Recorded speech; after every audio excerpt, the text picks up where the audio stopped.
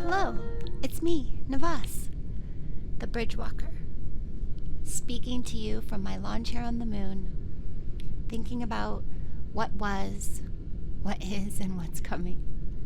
From up here, Earth is glowing like a jewel in the darkness, and I can almost hear it humming, like a song that never ends. Tonight we're going to talk about something both ancient and immediate, something we've all felt but forgotten how to hear. I call it the forgotten language of the soul. Have you ever noticed how certain moments bypass the mind entirely and speak directly to the heart? A song, a look from someone you love, the sound of the waves repeating themselves like a mantra. These aren't just feelings, they are transmissions. They are part of the soul's first language.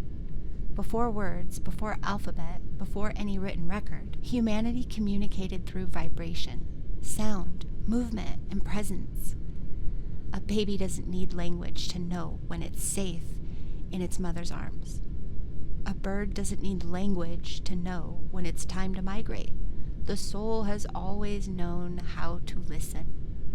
But somewhere along the way, we traded that listening for words. We traded vibration for grammar. We traded energy for labels. And don't get me wrong, language is powerful. I love words.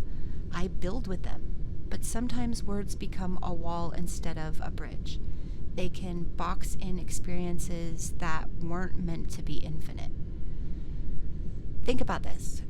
Have you ever tried to explain a dream and realized no combination of words could ever quite capture it? That's because the dream wasn't written in English or Spanish or any human tongue. It was written in the soul's language. Imagery, emotion, and vibration woven together like music. And here's the secret I want to share with you. The soul is still speaking right now, always. It speaks in synchronicity, the little coincidences that aren't coincidences at all. It speaks in intuition, the quiet pull towards something or someone before your mind has ever even caught up.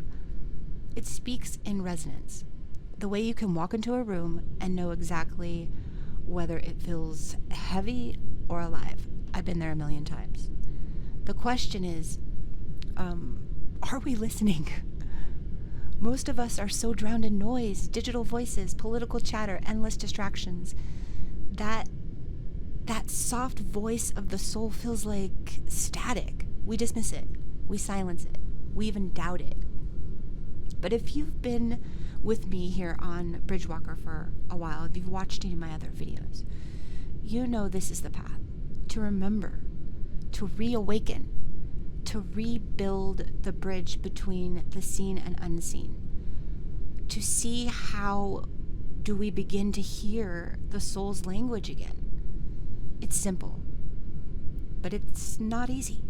You practice silence, you step into nature, barefoot if you can, and you listen to the earth. You pay attention to dreams, to the way your body reacts when truth is near versus when lies are present. You create, whether that's music, painting, writing, or even just humming to yourself while you cook. Because creativity is the soul's accent.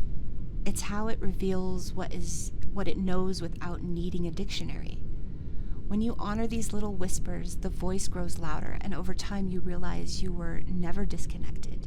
You were never without guidance. You just had to remember the frequency.